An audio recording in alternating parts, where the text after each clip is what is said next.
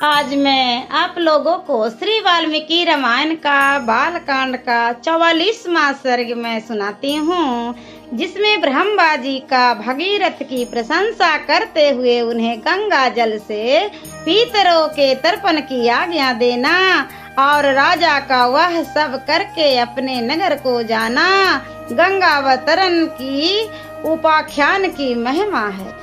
श्री राम इस प्रकार गंगा जी को साथ लिए राजा भगीरथ ने समुद्र तक जाकर रसातल में, जहाँ उनके पूर्वज भस्म हुए थे, प्रवेश किया।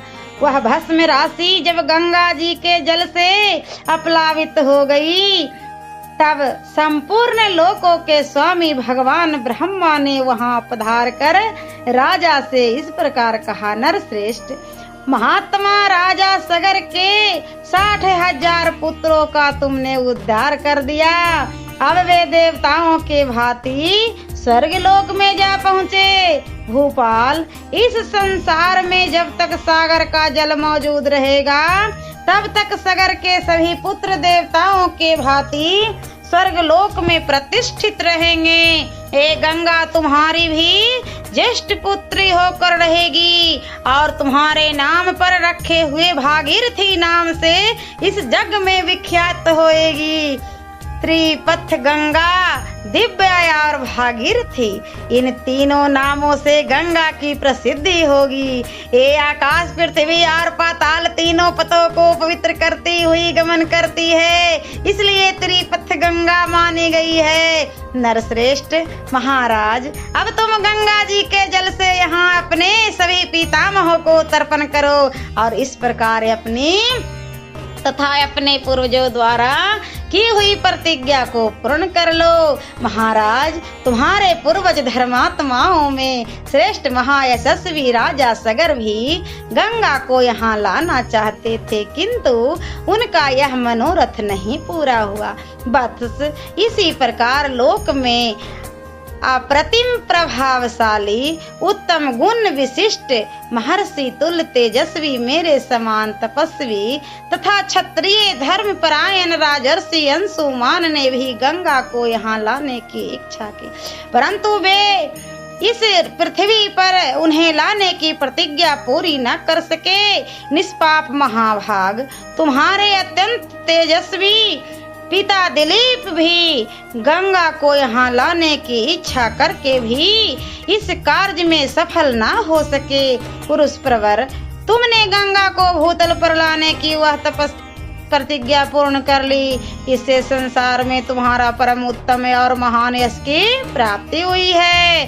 शत्रुदमन, तुमने तो गंगा जी को पृथ्वी पर उतारने का कार्य पूरा किया है, इससे उस महान ब्रह्म लोक पर अधिकार प्राप्त कर लिया है जो धर्म का आश्रय है।